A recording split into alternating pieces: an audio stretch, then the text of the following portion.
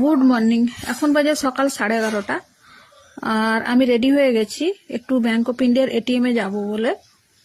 আর সকালে সমস্ত কাজ হয়ে গেছে, ব্রেকফাস্টও করে নিয়েছি আর এখন বেরোচ্ছি ওই এটিএমে যাব বলে।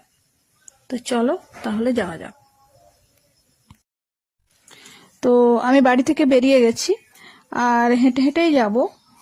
আমার বাড়ি থেকে তো এই হেঁটে যেতে 10 মিনিটও টাইম লাগবে না, 6-7 মিনিট টাইম লাগবে ব্যাংক অফ ইন্ডিয়া, তাই হেঁটেই যাচ্ছি। তো চলো তাহলে যাওয়া যাক। তো ব্যাংক অফ ইন্ডিয়ার কাজটা হয়ে গেছে, ভিড় ছিল না তাই সঙ্গে সঙ্গেই হয়ে গেছে। তারপর বাড়ি ফেরার পথে মনে পড়লো যে কয়েকটা ওষুধ শেষ হয়ে গেছে, তো ওষুধগুলো নিয়ে যেতে হবে।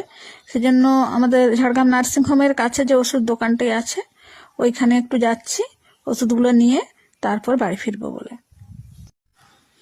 তো কিছুদিন ধরে আমার সাইকেলের চাকাতে হাওয়া থাকছে না, সেই জন্য বাড়ি ফেরার রাস্তায় সাইকেল দোকান থেকে এই বলপেনগুলো নিয়ে এলাম।